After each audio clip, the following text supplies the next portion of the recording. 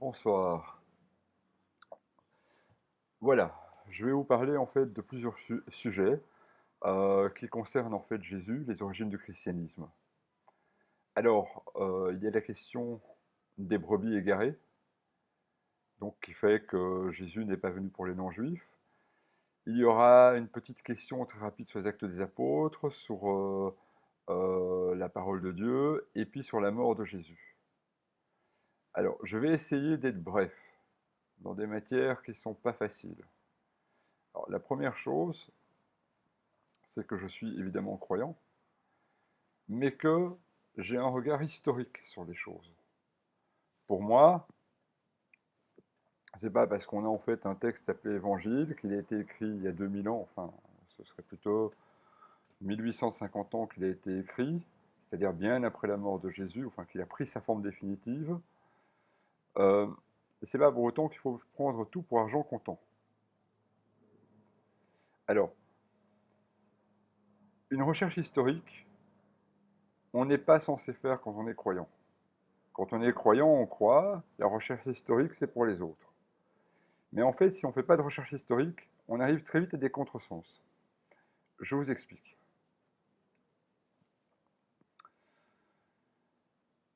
Si vous regardez les Bibles juives et les Bibles catholiques, vous allez constater que euh, Daniel, Esdras, Néhémie sont classés chez les catholiques et les orthodoxes en prophètes.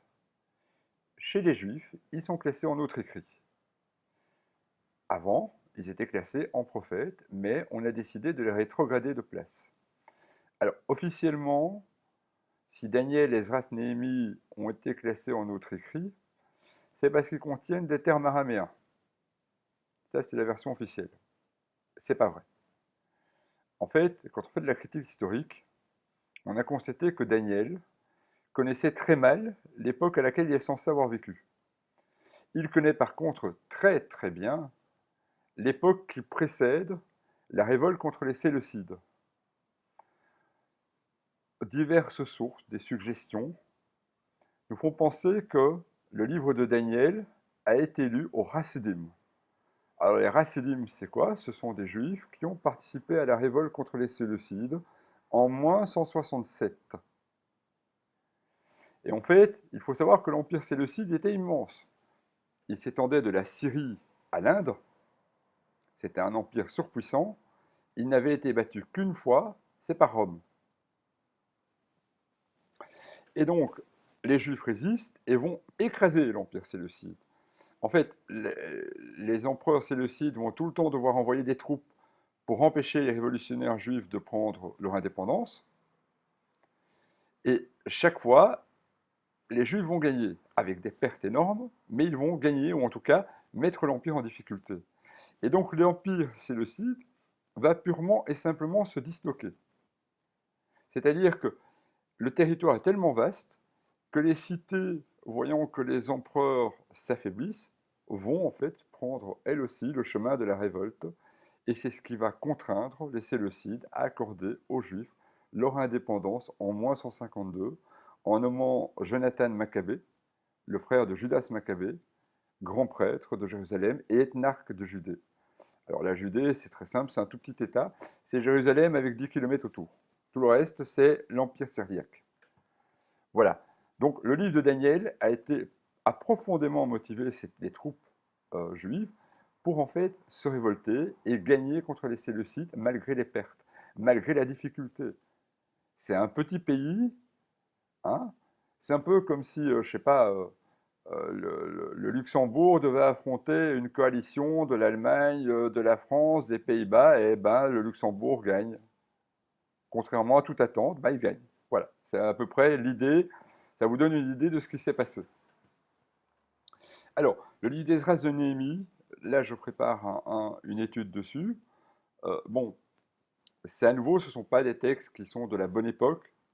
Il y a des réécritures tardives. Euh, Tout ça, je pourrais détailler un jour. C'est pas le lieu ici. Je vais simplement dire une chose, c'est que dans le livre de Néhémie, il y a des allusions très déplacées au grand prêtre Jean Hircan. Alors, Jean Hircan vivait en il est devenu grand prêtre en moins 134, et il est mort en moins 104. Alors moi, je ne sais pas comment Néhémie, qui vivait en moins 400, fait pour faire des allusions à Jean Hircan. Il faut m'expliquer. Donc, ces textes-là, on peut en discuter largement.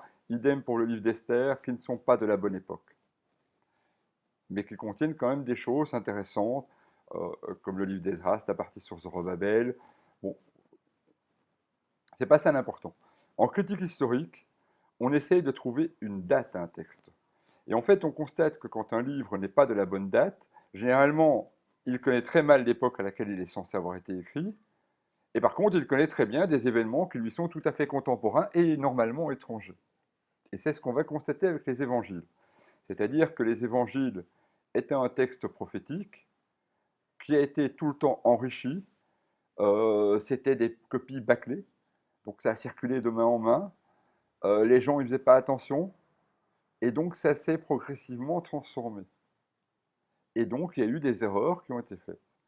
Alors, pour ceux qui connaissent, il y a eu le Concile Vatican II. Au Concile Vatican II, on a demandé à un des plus éminents spécialistes du Nouveau Testament, Émile Boimard, de faire un exposé de la critique historique.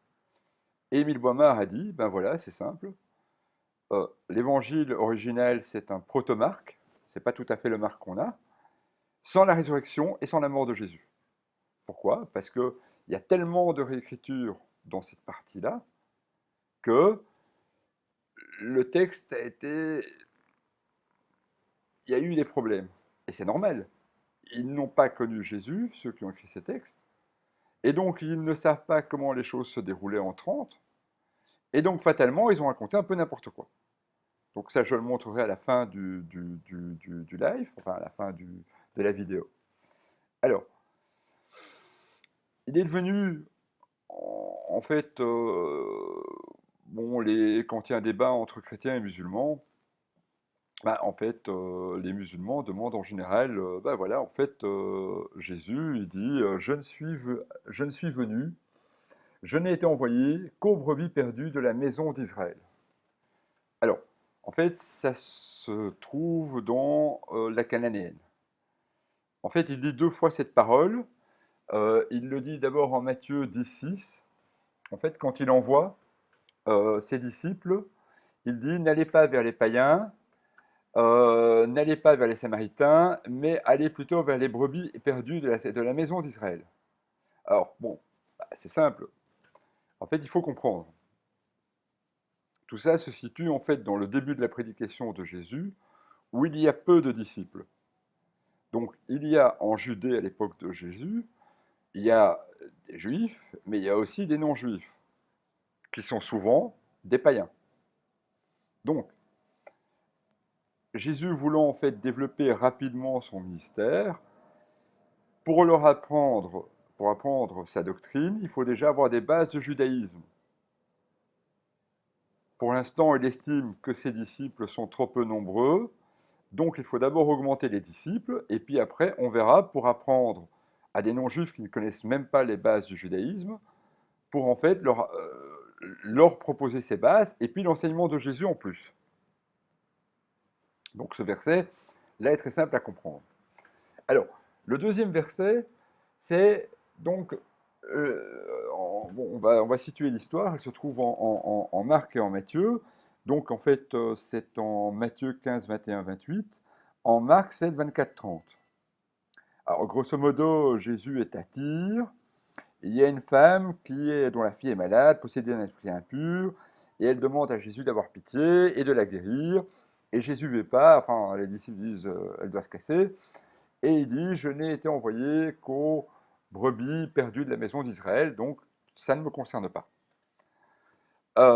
Finalement, elle insiste, et Jésus accepte de guérir sa fille. Alors, le texte possède un premier problème, c'est que cette femme est appelée une cananéenne. Alors, il faut savoir que les Cananéens, ils ont disparu depuis plus de 1000 ans. Donc, ils ont disparu vers moins 3000. En fait, ils se sont fondus avec les Juifs qui revenaient d'Égypte, et c'est tout, ils se sont assimilés. Comme toutes les recherches archéologiques ont montré, il y a eu une assimilation progressive des Cananéens au sein de la tradition juive. Aucun mystère là-dedans. Donc, une femme qui se revendique comme cananéenne, donc d'une tradition qui n'existe plus depuis 1000 ans, c'est pas possible. Il se fait qu'en hébreu, le mot Canaha, donc de Cana, hein, il existe un mot qui est très proche, qui est kino. Alors, en fait, ça signifie zélote. Alors, un zélote, c'est quoi? Le mot a différents sens. Il est utilisé pour décrire Pinhas, donc le petit-fils d'Aaron, quand il tue, quand il met à mort en fait un juif de la tribu de Benjamin qui s'est uni avec une femme étrangère, il les tue. Donc il a été jaloux pour le Seigneur.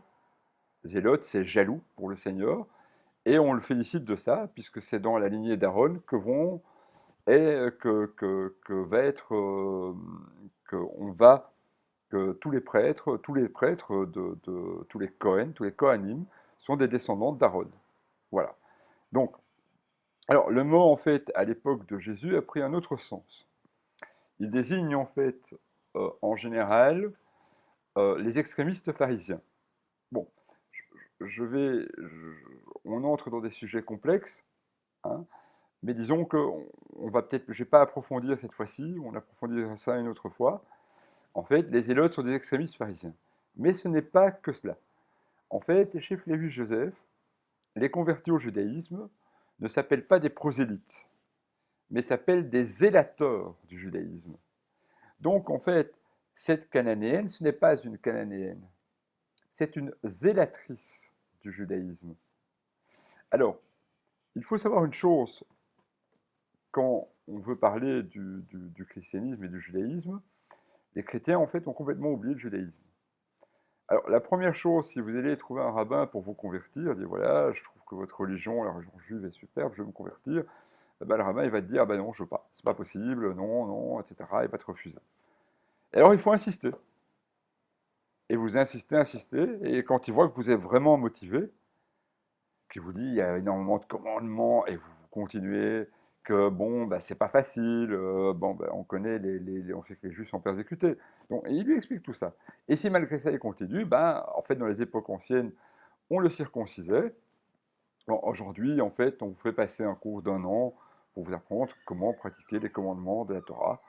Ça s'appelle, si on veut, une formation. Hein. Voilà, en résumé. Donc cette cananéenne, c'est pas du tout une habitant, une descendante des Cananéens, mais c'est une convertie au judaïsme. Et donc, de cette parole, on apprend quand même une chose. C'est que pour suivre Jésus, eh bien, il faut devenir juif. Et malheureusement, depuis 19 siècles, enfin, depuis 1850 ans, en fait, on nous raconte le mensonge qu'il ne faut pas devenir juif. On nous dit, en fait, que, bah ouais, en fait, vous savez, il y a le Vieux Testament là-bas, l'Ancien Testament, vous savez, c'est pas important. En fait, il prédit, il annonce Jésus, et puis tout le reste, bon, vous oubliez, c'est des lois, mais on a nos lois qui sont meilleures, on en fait de bien meilleures, etc. Perdez pas votre temps. Ça, c'est ce qu'on enseigne aux chrétiens, c'est ce que moi, on m'a enseigné, et malheureusement, ça tient pas la route. Ça tient pas la route, et la meilleure preuve, c'est cette histoire de cette Cananéenne, qui est évidemment très mal comprise, parce qu'en fait, les chrétiens n'ont pas souvent envie de se convertir au judaïsme. Alors, les chrétiens disent souvent, oui, mais vous savez, Jésus, c'est la Torah. La Torah, c'est la parole de Dieu. Ben voilà, la Torah, c'est la parole de Dieu, on est content. C'est bien, ils ont raison. La Torah, ben, c'est le Pentateuque, c'est les 5 livres de la loi, et c'est la parole de Dieu. Et alors, vous allez à lire dans l'évangile de Jean que, et la parole, le logos, s'est fait chair. Alors, quand vous lisez les évangiles, chaque fois que vous voyez Jésus, vous dites, ah, c'est Jésus. Non, chaque fois que vous voyez Jésus, c'est une histoire que vous devez essayer de comprendre. Elle ne va pas forcément traiter de Jésus, elle peut traiter de toute autre chose que de Jésus. La parole faite chair, eh ben c'est très simple. La parole, c'est la Torah. Et comment écrit-on la Torah? Eh ben on l'écrit sur des rouleaux de vélin. Alors qu'est-ce que c'est le vélin? Ben, c'est de la peau de veau morné, principalement. Hein. On la travaille, et quand elle a bien été travaillée, eh bien effectivement, en fait, on la prête, on en fait des rouleaux, on les attache les peaux entre elles, on en fait des rouleaux et on copie le texte de la Torah dessus. Eh ben oui, voilà, la parole, elle s'est faite chair. C'est tout simplement ça qu'il faut comprendre. Alors évidemment, ça paraît très obscur. Il faut comprendre en fait que ceux qui ont rédigé les évangiles, ils sont en partie d'origine juive, soit par conversion, soit par métissage. En fait, les rabbins, à une certaine époque, n'ont reconnu comme personne d'origine juive que quelqu'un qui est né de mère juive, si un des deux parents n'est pas juif. Or, il se fait que les mariages mixtes, il y en avait énormément dans l'Antiquité, mais généralement, c'était un père juif qui épousait une non-juive.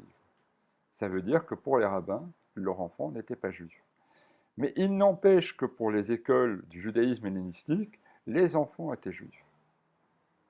Parce qu'eux avaient une autre tradition qui considérait que la filiation, la judéité, se transférait par le père et non par la mère. Donc, c'est de là que sort le christianisme. Donc, ce sont des gens qui pratiquent quand même du judaïsme, mais qui ne peuvent pas se revendiquer du judaïsme parce que pour les rabbins, ils sont non-juifs. Et donc, ils vont essayer de construire un livre qu'on appelle les évangiles, dans lequel ils vont expliquer les bases, ce qu'ils sont, tout en ne disant pas tout. Parce qu'il faut savoir que l'Empire romain a traversé plusieurs crises juives.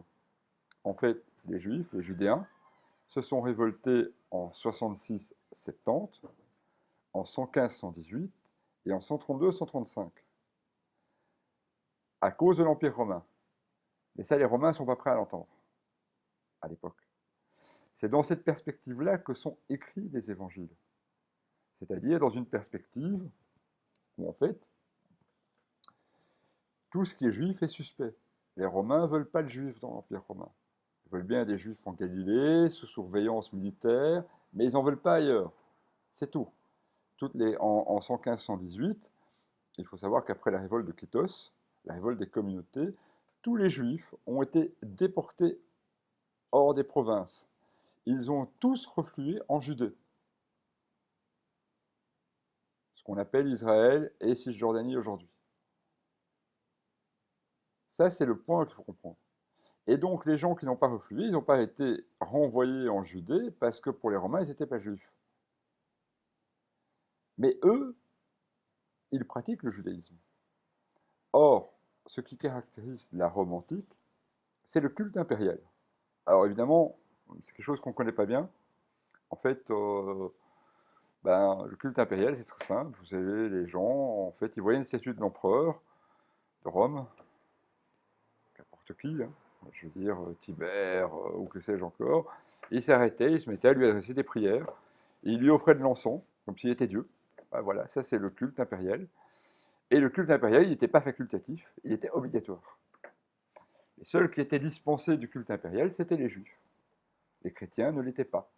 Donc on prenait un chrétien, on a une personne, on suspectait d'être chrétien, on disait, tiens, on l'amenait devant une statue de l'empereur, voilà, tu dois faire ta prière à l'empereur, il ne voulait pas, et on le donnait à manger au lion. Donc les chrétiens ont tenté de faire un compromis avec l'Empire romain, c'est-à-dire de se présenter à la fois comme des gens qui ont un enseignement profond, qui sont différents des juifs, qui ne se révoltent pas. Hein. C'est pour ça en fait que vous avez trouvé des passages sur l'esclavage assez scandaleux dans les épîtres de Paul. Hein. La Torah prescrit que l'esclave, en fait, vous devez le circoncire, vous devez le convertir. Hein. Donc là-dessus, il n'y a pas de doute à avoir. Dans les épîtres de Paul, il n'y a pas, on ne dit pas qu'il faut les affranchir, rien du tout. Parce que tout simplement, en fait, les Roms avaient peur des révoltes d'esclaves. Il faut savoir qu'il y a eu 3 grandes guerres révoltes serviles qui ont fait des centaines de milliers de morts, ce qui à l'époque ancienne est énorme. Ça a causé des ravages entiers en Sicile, partout. Donc c'est quelque chose que les Romains ont toujours eu peur. Donc, comme le christianisme était très répandu parmi les esclaves, bah, les Romains avaient peur qu'ils finissent par faire une sorte de révolution. Et donc les évangiles, les épîtres de Paul avaient aussi comme objectif de rassurer l'Empire romain. On ne peut donc pas considérer que ces livres sont totalement l'enseignement de leur doctrine. Il s'agit de livres qui disent ce que l'on pouvait dire, et non de livres où on disait totalement ce que l'on pensait. Donc, effectivement, c'est une des choses où l'évangile, on pourrait dire qu'il est falsifié. Non, il n'est pas falsifié. En fait, les paroles de Jésus ne sont pas altérées. Par contre, ce qui est altéré, c'est sa vie, ce qui n'est pas la même chose. Donc, moi, ce que j'essaye ce que je vais essayer de faire, c'est essayer.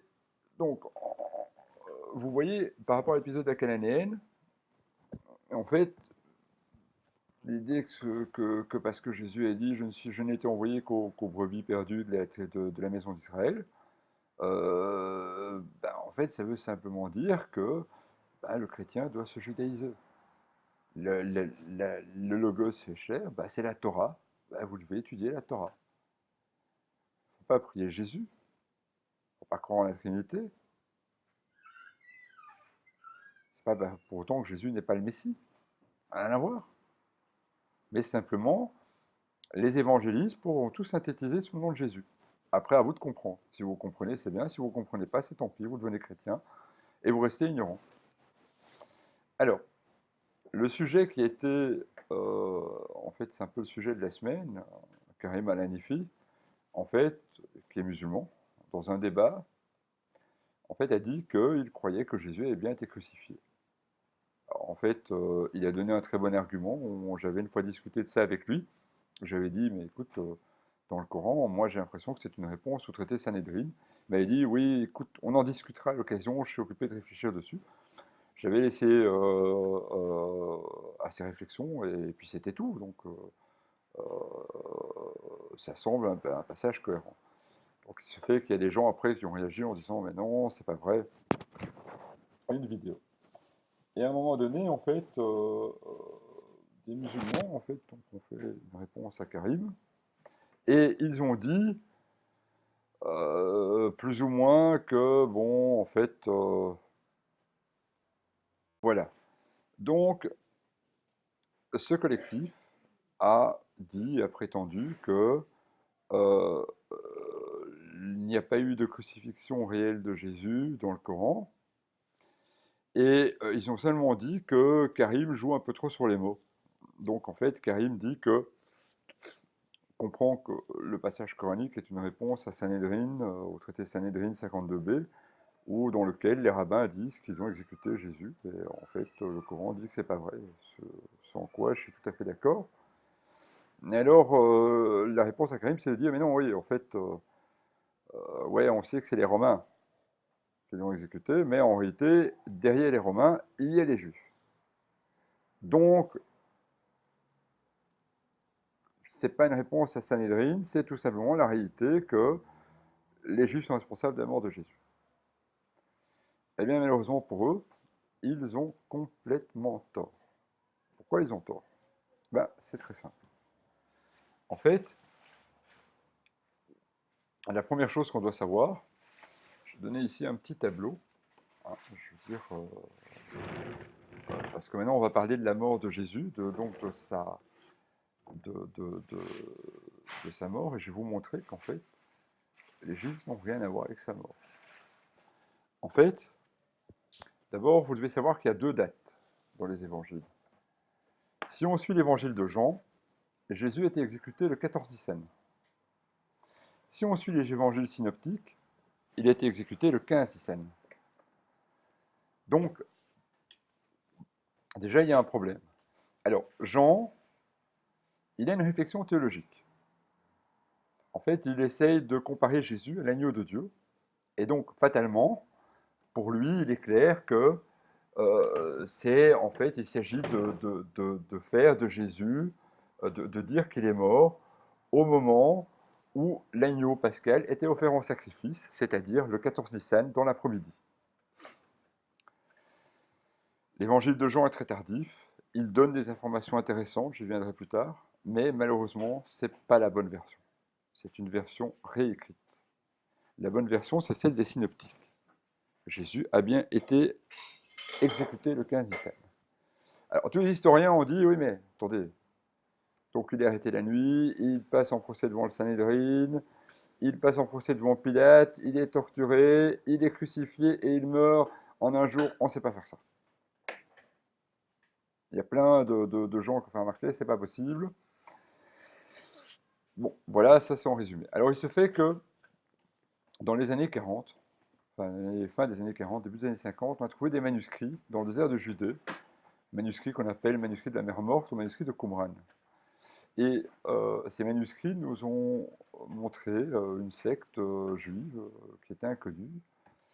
Enfin, on connaissait leur nom par Flavius Joseph, un historien juif du 1er siècle. Il y a aussi un général juif euh, et qui nous parle des Esséniens. Et donc, ce sont des manuscrits très fragmentaires. Et on a découvert qu'ils mentionnaient un calendrier alternatif.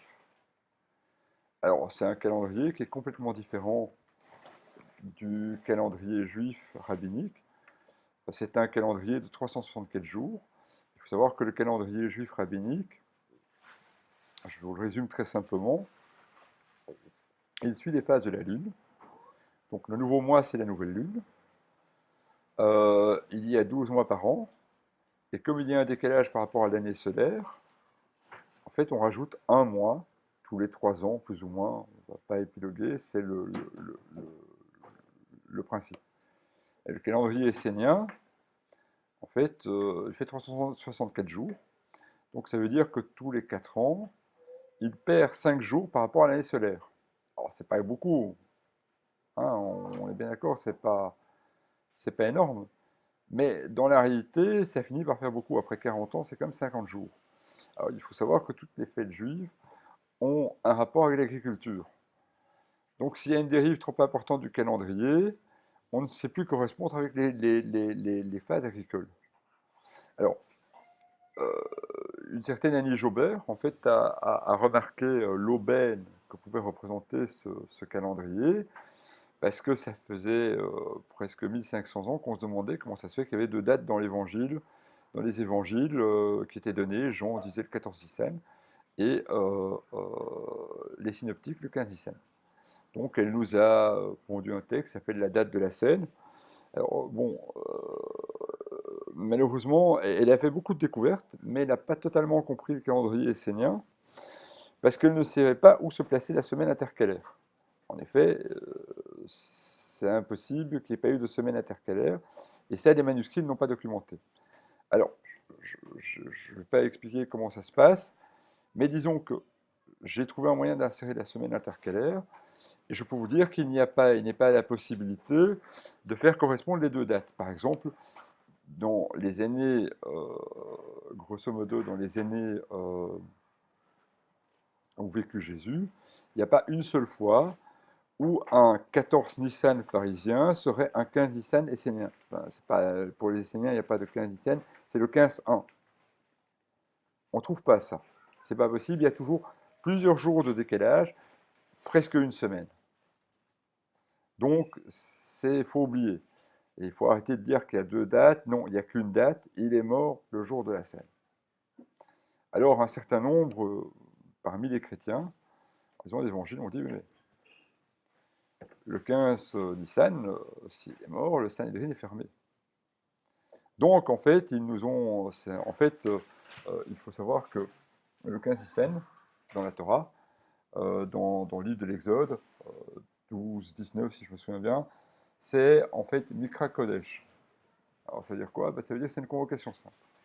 C'est-à-dire que ce jour-là, le 15 Nissan, vous ne pouvez rien faire. Le Sanhédrin ne peut pas juger. Vous ne pouvez pas commencer à faire, à sortir, à vous balader. Vous devez rester chez vous, étudier la Torah. Ça, c'est le principe du 15 Nissan. Donc, c'est une convocation sainte. Les gens, les juifs, sont astreints aux mêmes lois qu'il y a pendant le Shabbat. C'est exactement la même chose.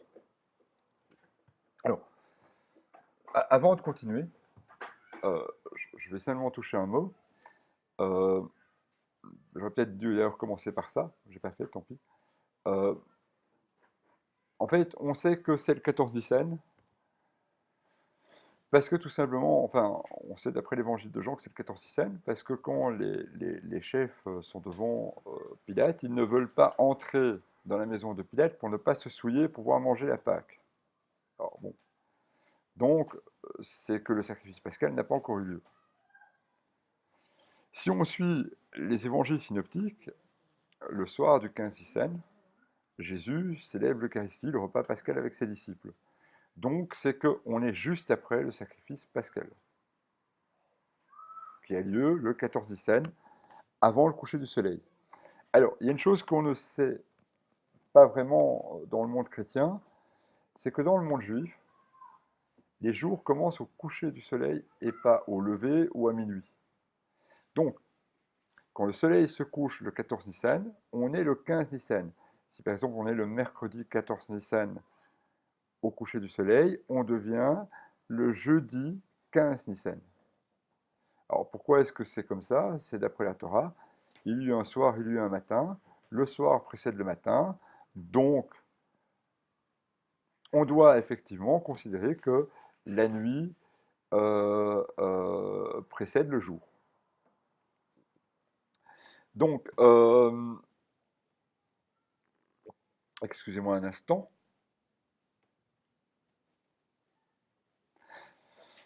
Donc, il faut bien comprendre les choses. Donc, si Jésus a été arrêté le 15 Nissan, bon, même s'il avait été arrêté le 14 Nissan, ça ne changerait pas grand-chose. Si Jésus avait été arrêté le 14 Nissan, il ne serait pas passé devant le Sanhédrin non plus, parce que tout simplement, le 14 Nissan, le Sanhédrin est présent au temple. Évidemment, ceux qui écrivent ça, ils écrivent ça après la destruction du temple. Donc, ils ne savent pas le déroulement des cérémonies pascales. Alors, le déroulement des cérémonies pascales est très simple. Le 14 Nissan au matin, au lever du soleil, tous les Juifs se rendent au temple, y compris le Sanhédrin. Pourquoi? Bien, parce que tout simplement, il y a la célébration pascale, c'est une récitation de chants, c'est la récitation du Hallel, ce sont des psaumes qui sont récités, etc. Donc, et puis en fin d'après-midi, on sacrifiait l'agneau. Et le soir, au coucher du soleil, on le mangeait ainsi que des herbes amères. C'est le jour, c'est le 15 Nissan là. Alors, donc déjà le 14 Nissan, Jésus n'est pas passé devant le Sanhédrin parce que le Sanhédrin est fermé. Enfin non, il n'est pas fermé, mais il est au temple pour contrôler les cérémonies pascales. Donc il ne va pas juger, il ne va pas commencer à juger Jésus ou à savoir ce qu'il a fait. C'est reporté à la semaine suivante. Donc déjà, c'est pas possible. Le 15 Nissan, le temple, le Sanhédrin est fermé tout le temps. C'est un Shabbat. Les seules choses qui se passent le 15 Nissan, ce sont les prêtres qui offrent les sacrifices à Dieu. Les prêtres ne sont pas astreints au Shabbat ou à la convocation sainte, ils doivent offrir des sacrifices. Tous les autres juifs ne peuvent rien faire. Il n'est donc pas possible que des juifs aient participé à l'arrestation de Jésus. Il n'est pas possible qu'il soit passé devant le grand prêtre. Il n'est pas possible qu'il soit passé devant le Sanhédrin parce que tout ça a été fermé. Alors bien sûr, il y a des chrétiens intégristes qui disent que les Juifs ont totalement violé la loi et ont ouvert le Sanhédrin spécialement pour juger et condamner Jésus. Ça, c'est des conneries. Ça, il faut le dire clairement, c'est des conneries. Et de toute manière, à supposer même qu'il l'ait fait, eh bien, c'est très simple. En fait, il est impossible que ça se soit déroulé sur un jour. C'est tout. Donc, de toute manière, c'est pas possible. Alors, dans la vidéo, l'auteur de la vidéo disait que les Juifs avaient abandonné Jésus. Et que comme les Juifs avaient abandonné Jésus, bah, Dieu a aussi abandonné les Juifs. C'est une bonne guerre, après tout. Bon. Malheureusement, c'est faux. C'est faux parce que, même si l'évangile de Jean, il y a beaucoup de choses à redire, il faut bien comprendre. Tous ceux qui ont participé aux évangiles, ils avaient la connaissance des mêmes originaux. Que ce soit Jean, que ce soit Marc, que ce soit Matthieu, que ce soit Luc, ils avaient la connaissance des mêmes originaux, et donc ils avaient accès aux mêmes informations. Ils les ont utilisées, certes, différemment, mais ils avaient les mêmes informations.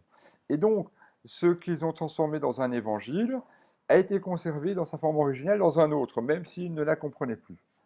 Or, Jean, hein, il dit très clairement que quand, d'abord, il y a une différence entre Jean et les synoptiques, c'est que pour les synoptiques, en fait, c'est surtout les Juifs qui arrêtent Jésus.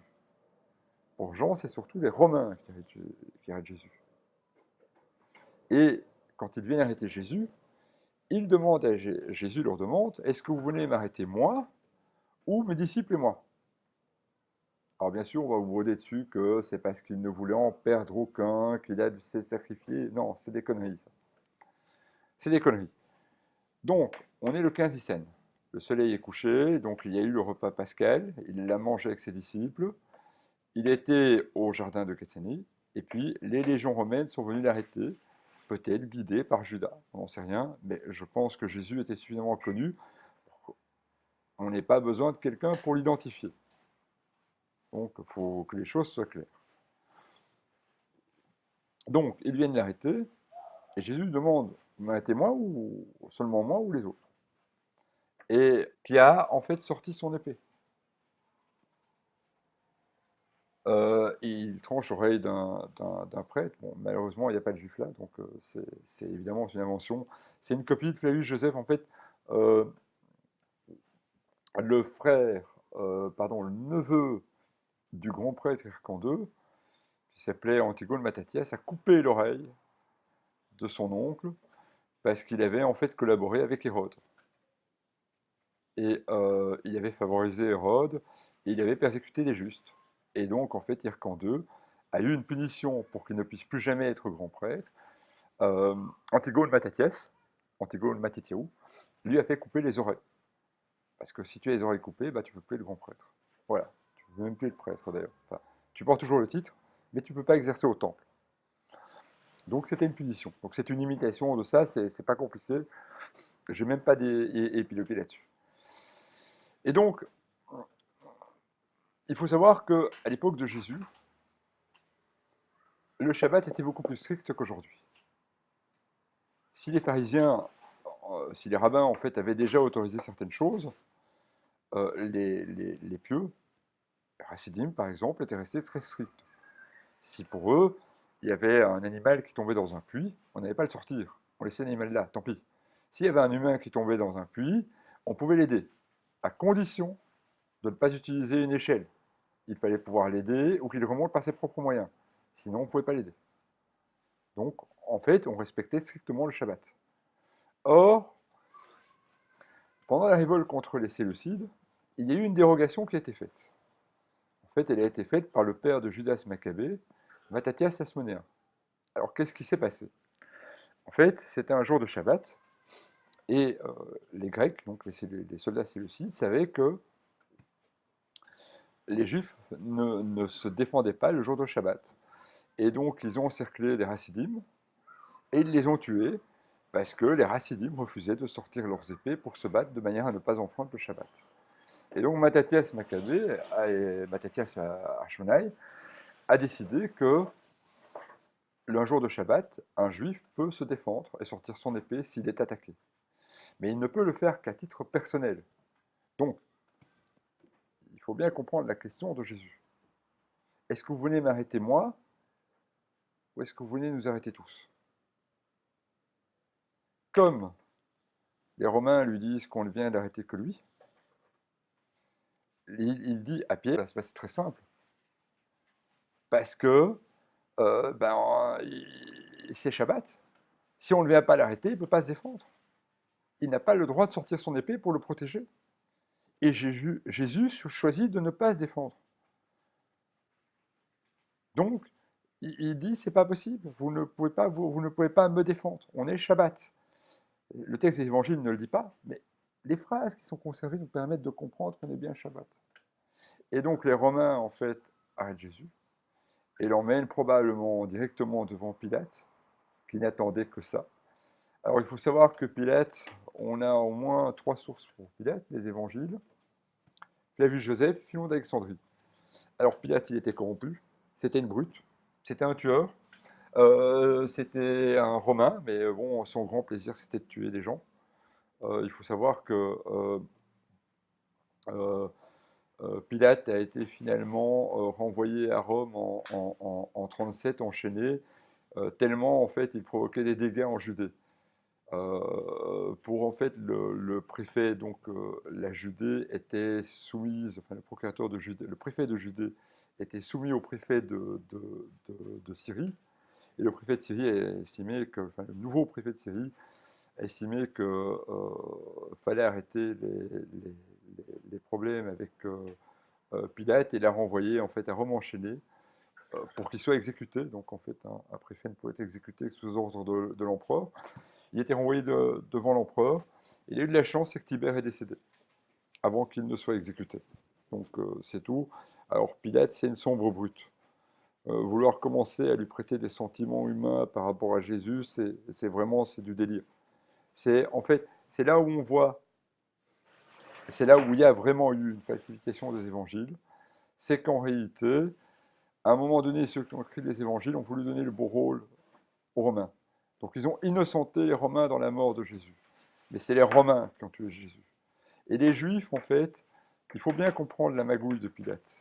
Pilate savait qu'en fait on était un Shabbat. Pilate savait que Jésus allait respecter le Shabbat. Pilate savait tout ça. Et donc il a fait arrêter Jésus la nuit, il l'a jugé sommairement, il l'a torturé, il l'a crucifié pour qu'il meure rapidement.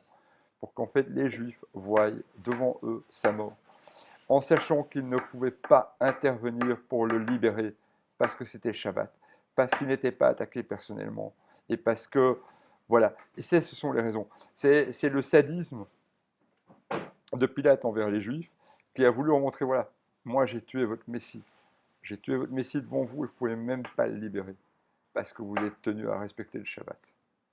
Les Juifs n'ont pas abandonné Jésus, ils ont simplement respecté le Shabbat, comme Dieu leur a demandé de faire. Et comme Jésus leur a rappelé qu'il devait faire, puisqu'il n'a pas voulu que ses disciples interviennent pour lui. Voilà, ça c'est la véritable histoire. Bon, je pourrais étoffer. Je n'ai pas voulu faire une vidéo qui est excessivement longue. On va commencer à parler dans le détail. J'ai plutôt voulu présenter une approche générale,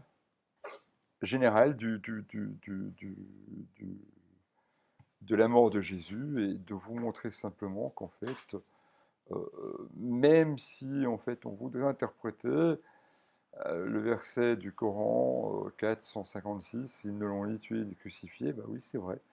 Ils ne l'ont pas tué, ils ne l'ont pas crucifié, et c'est tout, c'est pas eux. Alors que des Juifs aient peut-être comploté avec les Romains avant, qui lui aient conseillé d'arrêter Jésus le jour de la convocation sainte, tout ça c'est possible. Mais c'est individuel. C'est pas le peuple juif qui a fait ça. C'est des gens qui étaient juifs, oui, mais qui étaient en fait avant tout des serviteurs des Romains. Oui, eux, ils ont probablement fait ça je suis d'accord. Mais ces gens ont été regardés pour les juifs pieux comme des traîtres, comme des impies, comme de mauvais juifs. Donc la non-intervention des juifs dans la libération de Jésus, c'est simplement le respect du Shabbat. Alors, il y a beaucoup de gens qui vont vous dire que le peuple juif est déchu de ses droits, etc. Ben, tout ça, c'est des conneries. Il y a le peuple juif, il y a le peuple chrétien, c'est-à-dire il y a le peuple musulman.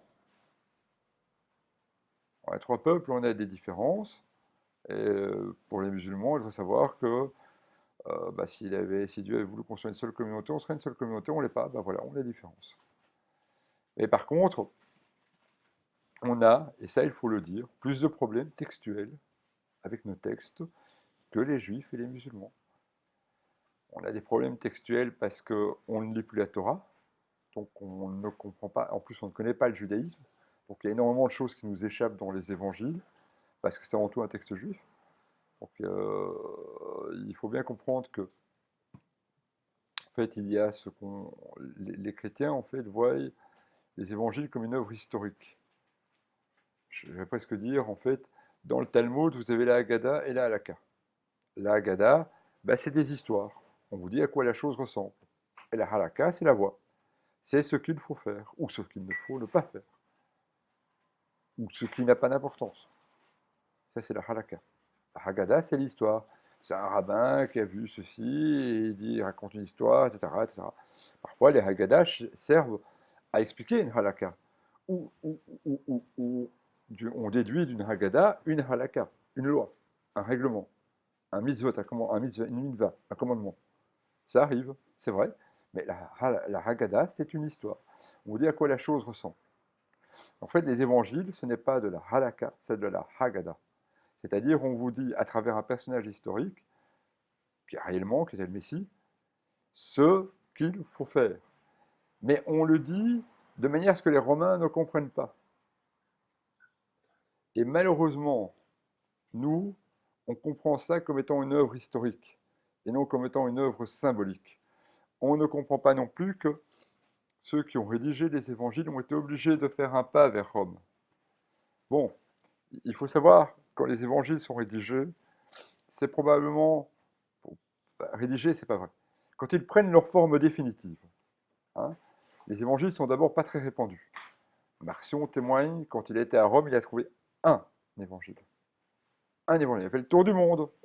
Il était le fils d'un évêque et il a trouvé un évangile à Rome. Enfin, un évangile, en tout cas un recueil d'évangiles, et les lettres de Paul. Il ne les avait jamais vus avant. En 138. Marcion a vu ça pour la première fois. Donc c'était pas répandu. Il y avait des histoires qui circulaient, et qui étaient probablement imprécises, mélangées. On l'a par exemple dans Irénée de Lyon, en fait, 4 pages, je ne vais pas détailler, qui sont en fait probablement des idées de papier. Vous avez toutes sortes de légendes, tellement inconnues des évangiles. Ben voilà, il y a toutes sortes de choses qui ont circulé à des époques sur Jésus, et bon, ben, ça s'est mélangé avec l'histoire. Les mecs qui ont fait les évangiles, ben, ils ont tenté de faire un tri, mais malheureusement, ils ont fait un tri, mais ils voulaient aussi avoir la paix avec l'Empire romain. Parce que bon, ils en avaient marre d'être tués par dizaines de milliers. Il faut savoir qu'en fait, les chrétiens nourrissaient les lions. C'est aussi simple que ça. On est des chrétiens à manger aux lions. Voilà, hop, c'est tout. Donc, ils tentent un compromis. Alors, par exemple, donc, j'ai parlé dans les lettres de Paul de la question de l'esclavage. Paul ne remet pas en question le statut de l'esclave. Donc, il montre au contraire que l'esclave doit obéir à son maître. Puis, avant encore aller plus loin, il dit, même si ton maître est colérique, tu dois continuer à lui obéir. Tu auras encore plus de mérite. Pourquoi? Parce qu'en en fait, ils veulent faire un compromis avec Rome. Ils ne veulent pas de problème avec les Romains. Donc, ils ne peuvent pas non plus dire, écoute, si ton maître t'engueule, écoute, fracasse-lui le crâne. Non, ça, ils ne peuvent pas dire. Donc, ils sont obligés à adopter un langage trop pro-romain. Donc, Jésus, ils vont charger les Juifs de la mort de Jésus et dire que les Romains, ils peuvent, oui, c'est vrai, c'est eux qui l'ont tué, mais en fait, c'est à cause des Juifs. Et tout ça, c'est faux. Tout ça, c'est l'invention. Ça, c'est le mensonge. Donc, il y a eu effectivement du trafic d'âme. Autre chose, par exemple, je disais au début de la vidéo, voilà, en fait, il faut apprendre à revenir à la Torah. Oui, mais Paul nous a dit que la circoncision, on peut foutre à la poubelle. C'est plus ou moins ce qu'il dit. Je schématise, mais c'est ce qu'il dit. Dans les faits, c'est ce qu'il dit. Eh bien non. En fait, à nouveau, quand vous constatez la question de la datation, vous constatez qu'en fait, à partir de 129, les Romains ont totalement interdit la circoncision dans l'Empire romain. Totalement. Ça veut dire qu'il était interdit de se faire circoncire, de circoncire ses enfants sous peine de mort. C'est pour ça que les Juifs se sont révoltés en 132, sous la conduite de Bar Kokhba, parce qu'en fait, on voulait leur interdire de circoncire leurs enfants. Ça, c'est le motif de la révolte. Il y a encore un autre motif au sujet du temple en fait, le temple, l'empereur Adrien avait d'abord autorisé les Juifs à reconstruire le temple, et finalement, il avait repris sa parole, et il voulait construire un temple de Zeus, là où se trouvait l'ancien temple de Jérusalem. C'est les deux raisons de la révolte. Donc, il considérait qu'en fait, ça valait la peine de mourir. Si on interdisait, c'était plus grave, en fait, c'était plus grave de laisser la circoncision être interdite que de mourir. Donc ils ont fait le choix et ils ont été martyrisés par centaines de milliers. Donc les chrétiens aussi avaient leurs problèmes. Donc ils ne pouvaient pas dire qu'ils étaient pour la circoncision. Parce que tout simplement, s'ils le disaient, bah, l'Empire romain disait vous voulez vous circoncire, oui, c'est interdit, on vous met à mort, on vous exécute. Vous circoncisez vos enfants, on vous exécute. L'Empire romain, il y avait toujours besoin des jeux du cirque, et il y avait toujours des lions à nourrir. Donc il y avait toujours besoin de gens à tuer. Comme les chrétiens ne pouvaient pas devenir gladiateurs, ne voulaient pas devenir gladiateurs, bah, fatalement, bah, il fallait nourrir les lions. Voilà, ça c'est la réalité du christianisme au IIe siècle de notre ère, dans l'Empire romain. Donc effectivement, ils ont essayé un compromis. Ils ont essayé un peu trop de compromis. Alors, quand je dis que les lettres de Paul sont antidatées, certains connaissent peut-être le passage sur l'olivier franc et l'olivier sauvage. Alors, Paul dit que Dieu fait disparaître, fait mourir les Juifs, et que les chrétiens les remplacent. C'est marrant, il écrit ça en 61. Il y a eu quoi comme persécution anti-juive avant 61? Ben, il n'y en a pas eu. Donc c'est antidaté. Ça reprend les persécutions anti-juives de 66-70, quand Paul est mort, ou 215-118, ou 231-135. Probablement 231-135.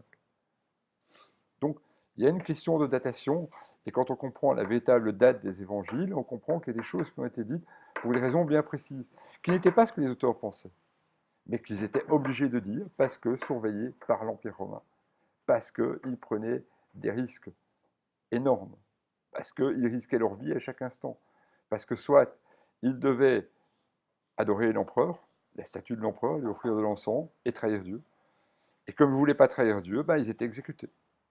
Et donc, ils ont tenté un compromis. Alors, ils veulent bien renoncer à la circoncision, ils veulent bien renoncer à la révolution, mais ils ne veulent pas adorer l'empereur. Donc, c'était leur limite. Mais même ça, ils n'ont pas obtenu. Malheureusement, les évangiles, après, ont eu énormément de succès, et ils sont restés dans la forme qu'on leur connaît. On n'a jamais pensé les remettre en question. C'est-à-dire que le christianisme, quand il est devenu populaire, hein, quand les gens n'étaient plus réellement formés, il y a eu un autre problème qui s'est passé. C'est que Jésus leur est monté à la tête. Et alors ils ont commencé à raconter des trucs, à réinterpréter ce qui était écrit. Bon, on voit bien en fait que dans l'évangile de Jean, c'est pas clair que Jésus est Dieu. En fait, c'est le logos. Alors j'expliquerai un jour ce que ça veut dire. Hein. Ça veut dire que Jésus est le Fils de Dieu, qu'il est le logos, mais ça n'a rien à voir avec être Dieu. La parole de Dieu n'est pas Dieu, c'est la parole de Dieu. C'est pas la parole est Dieu, c'est la parole de Dieu. On n'adore que Dieu. Donc les chrétiens, quand ils prient Jésus, commettent une erreur qu'il vaudrait mieux corriger. Alors, un dernier point avec lequel je vais clôturer, avec ce que j'ai dit, bah, vous pouvez dire, bon voilà, on jette la vidéo à la poubelle, c'est un imbécile qui a parlé, au revoir et merci. Vous pouvez dire, eh ben, peut-être qu'on va chercher, peut-être qu'on va continuer, et qu'est-ce qu'on va faire? Alors moi, je ne suis pas le chef d'une église. Il n'y a pas d'église, vous pouvez me trouver, j'ai pas l'intention d'en fonder une, c'est pas dans mes objectifs, vraiment désolé. Ben, si vous voulez, ben, il y a deux solutions pour vous. Soit vous allez chez les rabbins, et vous convertissez tout à fait au judaïsme, vous accomplissez comme ils vous disent, bah, soit vous essayez de travailler à mieux connaître la Torah. Alors, qu'est-ce que vous pouvez faire? Ben, en premier lieu, si vous êtes un homme, faites-vous circoncire. Alors, il me dit, ouais, mais comment on fait pour se faire circoncire? Ben, c'est très simple, vous êtes dans un hôpital, vous demandez à un médecin de vous faire circoncire, vous avez 40 ans, 50 ans, c'est pas grave. Moi, j'ai été circoncis quand j'avais 36 ans, donc c'est absolument pas grave. Vous faites circoncire, vous demandez juste au médecin de récupérer le prépuce. Après, vous l'enterrez. Voilà, c'est tout. Hein. Je dis dans Flavius Joseph, le roi Ézétès, c'est kurdie, enfin, c'est un roi kurde qui vivait au début du 1er siècle. Il rapporte, en fait, il était passionné du judaïsme. Et son conseiller, un rabbin, il avait dit non, tu es un souverain, c'est pas important que tu te fasses circoncire. Et un jour, il y a un autre juif, un certain Éléazar, qui lui a dit, qui le voyait étudier la Torah, il dit écoute, tu peux étudier la loi si tu n'es pas circoncis. Quand tu étudies la loi, c'est pour l'appliquer. Ah. Et Ézétès a demandé à son médecin de le circoncire. Et on ne sait pas ce qu'il a fait du prépuce, probablement qu'il a interdit, il n'a pas fait, il n'a pas pris un moët, il n'a pas pris un rabbin, il a simplement pris, il a été circoncis, et il a demandé, c'est tout, c'est pas, l'important c'est d'être circoncis. Après, si vous le faites dans une synagogue, c'est mieux. Si vous le faites dans une église chrétienne, plaise à Dieu que ça arrive bientôt, qu'en plus de baptiser, en fait, on circoncise les enfants à 8 jours, ce serait une très bonne chose. Mais bon, c'est pas certain qu'on va arriver très vite à ce résultat-là. Donc, voilà. Donc, c'est tout à fait possible. Et bon, j'ai publié un texte sur différents sites. C'est un texte sur le baptême. Pour vous baptiser, si vous trouvez personne pour faire un bon baptême, c'est très simple. J'ai indiqué comment ça se passait chez les premiers chrétiens. Alors, il faut savoir que le baptême, ça ne remplace pas la circoncision. Ça a remplacé la circoncision parce que la circoncision était interdite sous l'Empire romain. Aujourd'hui, elle n'est plus interdite. Donc, il faut la refaire. C'est tout. Il faut le savoir. Euh, il faut bien en fait comprendre aussi que la circoncision, oui, c'est une loi qui a été donnée dans la Torah. Et si on donne une loi si Dieu donne une loi dans la Torah, il faut l'appliquer. Alors, ne venez pas me dire, oui, vous savez, Paul dit que, oui, en fait, si tu les appliques pas tous, tu es maudit, en fait, voilà, oui, d'accord. Si tu les appliques pas tous, eh ben oui, tu dois essayer de toutes les appliquer. Et si tu n'y arrives pas, c'est pas grave, tu te reprends et tu essaies de fermer la prochaine le lendemain. C'est comme ça qu'on y arrive. Si on te dit, voilà, je vais escalader l'Everest, et que tu commences à escalader l'Everest, tu vas pas y arriver. Et si tu commences par des montagnes plus petites, un jour, tu pourras peut-être escalader l'Everest. C'est la même chose. Tu commences déjà par les 10 commandements qui sont dans l'étape de la loi. Donc, c'est le Shabbat, etc. C'est aussi la circoncision qui précède la réception des 10 tables de la loi. Tout ça, il faut appliquer.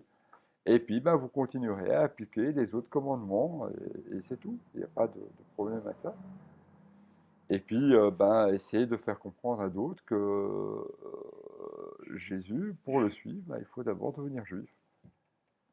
C'est pas la peine, et vous risquez d'avoir des choses qui, si vous permettez un instant,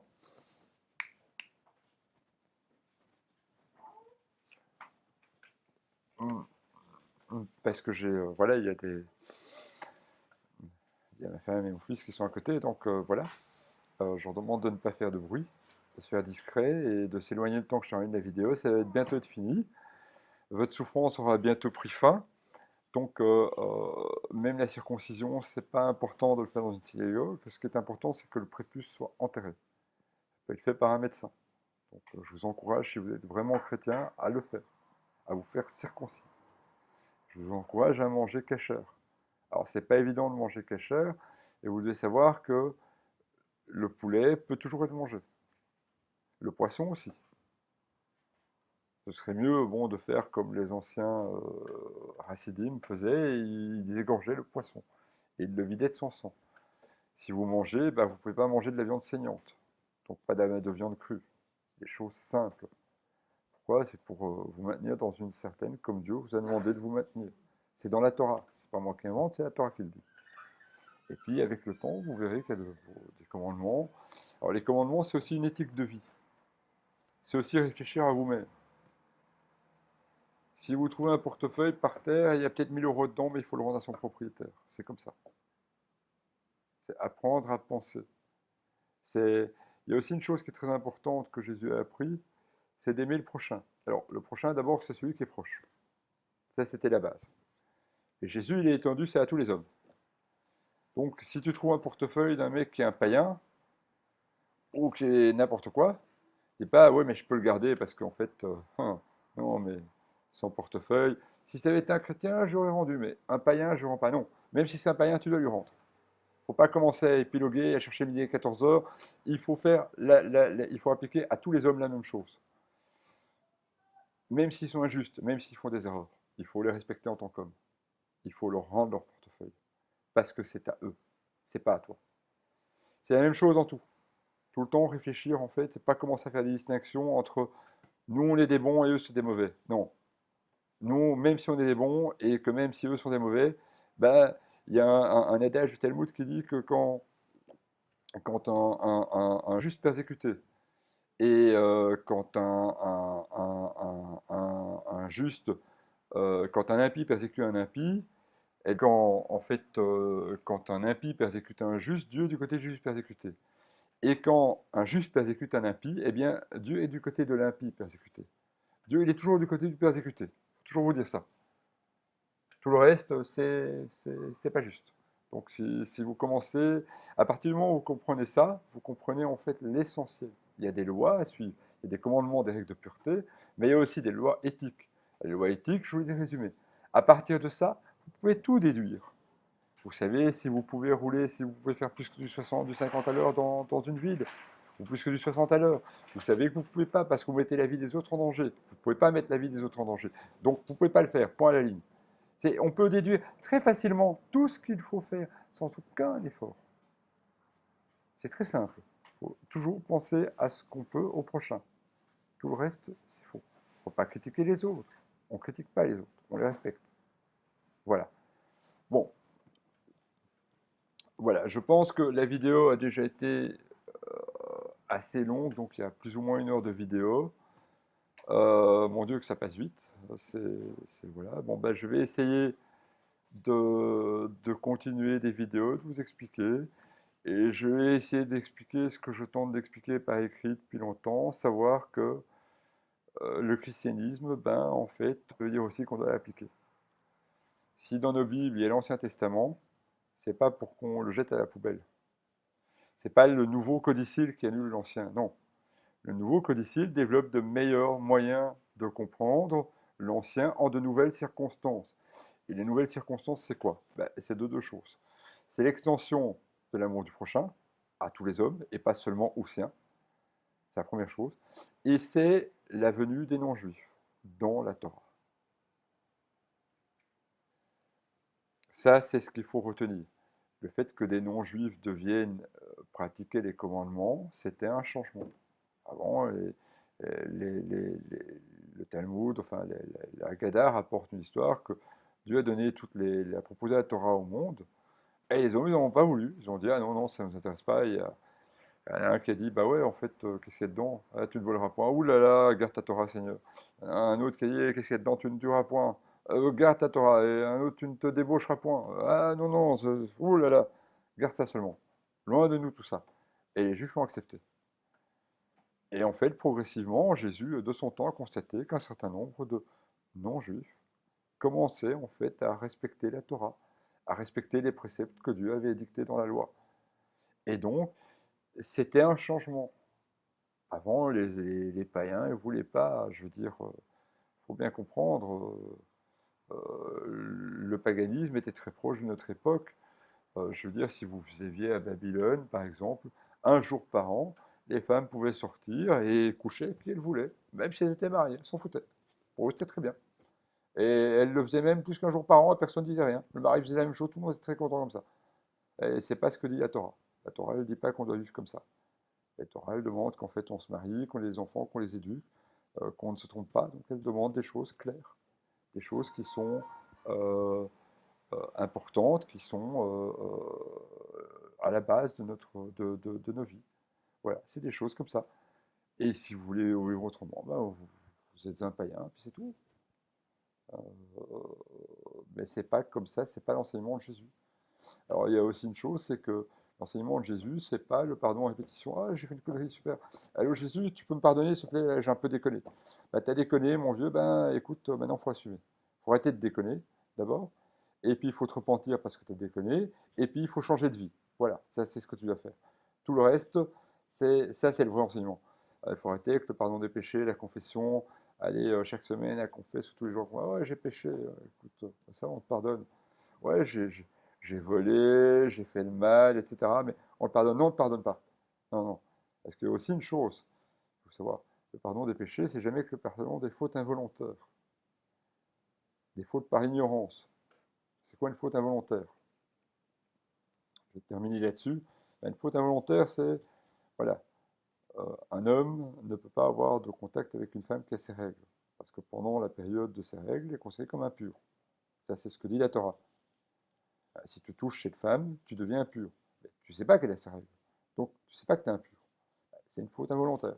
Tu te reprends pour ça. Hein, tu te reprends pour toutes les fautes que tu ne sais même pas. Hein, Dieu sait si on peut en faire. Ça, c'est une faute involontaire. Puis, je veux dire, toi, tu es né, je sais pas, tu nais dans un monde où bon, ben, père et mère, en fait, ils sortent partout, ils ont chacun leurs amants, leurs maîtresses, bah, tu connais que ça. Bah oui, c'est normal, tu vas avoir ce genre de vie, avoir envie de mener ce genre de vie. Eh ben, ce sont des fautes involontaires. Si tes parents t'éduquent, par contre, à ne pas voler et que tu voles, ta faute, elle n'est plus involontaire, elle est volontaire. Parce qu'on t'a appris que tu ne pouvais pas voler. Pas tout mélanger, il ne faut pas commencer en fait à dire ouais mais non en fait c'est un péché, c'est une faute. Non. Alors, peut-être que Dieu te pardonnera. Et déjà tu dois rendre ce que tu as volé, première chose. Ensuite, tu dois arrêter de faire ça. Puis tu dois changer de vie. Tu dois dédommager les gens que tu as volés. Donc c'est pas le pardon, ce n'est que les fautes involontaires, les fautes que tu fais à toi-même. Tu fais un tatouage sur toi, bah, c'est interdit par la Torah. Tu connaissais pas la Torah, tu as fait ce tatouage, bon bah écoute, bah, tu te repens de l'avoir fait, et puis c'est tout. On te pardonne. Dieu peut pardonner ça. Par contre, tu lis dans la Torah à longueur de temps, tu lis la Torah, et tu dis la Torah que c'est pas, tu peux pas te faire tatouer, et puis tu décides quand même de te faire tatouer au mépris de ce que Dieu t'a enseigné, ben, en fait, tu fais une faute volontaire. Ça, c'est quand même un peu plus grave. Donc il faut bien comprendre que le pardon des péchés, c'est pas quelque chose d'infini. Toi, tu es né dans le polythéisme, on t'a appris que Shiva, c'est le vrai Dieu. Ah ben écoute, tu adores Shiva, bah, c'est tout. C'est malheureusement, bah, tu fais ce qu'on t'a appris. Donc c'est une faute qui n'est quelque part involontaire. Par contre, tu commences à faire le mal, à voler, etc. Même toutes les religions t'enseignent que voler, c'est pas bien. Donc même là, tu n'as pas d'excuse, même si tu es shivaïste. Donc il faut bien comprendre la notion de faute, et c'est là-dessus que je dois terminer. Rappeler simplement que c'est vraiment ce que j'ai dit, donc que Jésus enseignait avant tout le judaïsme, il l'a enseigné à des non-juifs. Malheureusement, ils étaient mal formés, donc ils ont déformé certains de ses propos, oui, c'est vrai. Mais on a toujours la Torah, on a toujours les paroles de Jésus, et donc on peut quand même réfléchir à ce qu'il a dit et essayer de comprendre plus loin que le bout de son nez, comprendre ce que ça peut vouloir dire dans un cadre juif. Parce qu'en fait, quand on tente de comprendre Jésus, on sort du cadre juif et on commence à l'interpréter dans le cadre chrétien. Ouais, mais Jésus ne parlait pas à des chrétiens, il parlait à des juifs. Il faut essayer de comprendre ce que ça veut dire pour un juif. Quand on dit la parole faite chair, pour un juif, bah oui, la parole de Dieu, bah, c'est la Torah, et copiée sur des rouleaux de parchemin. Bah voilà, la parole de chair. Bah voilà. Ah mais non, nous on veut comprendre que c'est Jésus, qui est la parole vivante, incarnée, qui est devenu un homme, etc. Non, c'est pas ça. La parole faite chair, c'est en fait la parole de Dieu qui est inscrite sur les rouleaux de la Torah. Ça, c'est comment on doit comprendre quand on comprend le judaïsme, quand on fait le lien avec le judaïsme. Et énormément de choses dans les évangiles, d'abord se rapportent aux convertis au judaïsme, hein, parce que Jésus les a défendus. Énormément de choses sont... parce que, bon, évidemment, à la période, c'était pas bien vu les conversions au judaïsme. Il y avait des gens qui n'aimaient pas. Il y a des gens qui voulaient fermer le judaïsme. Vous avez, en fait, j'ai parlé du livre d'Esdras, qui n'est pas juste tout à l'heure. Eh bien, en fait, c'est une des choses, c'est que certains juifs voulaient fermer là, quoi. Ils voulaient pas être convertis. Alors, en fait, les rabbins ont choisi une période, quelque chose de plutôt mixte. Pas de conversion à grande échelle, des conversions individuelles, bien faites, mais pas de conversion massive. Parce qu'il faut que les gens soient bien formés, et le risque est qu'ils le soient mal. Bon, alors ma femme me fait des signes et me demande d'arrêter, parce que, bon, elle va bien passer. Donc je vous salue, je vous souhaite la paix, réfléchissez à ce que j'ai dit, je vous montre qu'en fait, il y a d'autres manières de comprendre Jésus que celles qu'on va vous enseigner dans les églises habituelles, qu'il y a une autre manière et qu'il faut avoir une approche historique, mais aussi une approche de foi. Et puis une approche où on comprend que les choses ont été écrites à une époque. Les gens pensaient d'une certaine manière, comprenaient les choses d'une certaine manière. Ils ne comprenaient pas forcément les choses comme nous. Donc il ne faut pas essayer de comprendre les choses comme nous, on les comprend, mais comme eux les comprennent. Là, on essaye d'approcher le bon chemin. Je vous remercie, vous souhaite une bonne soirée. Au revoir.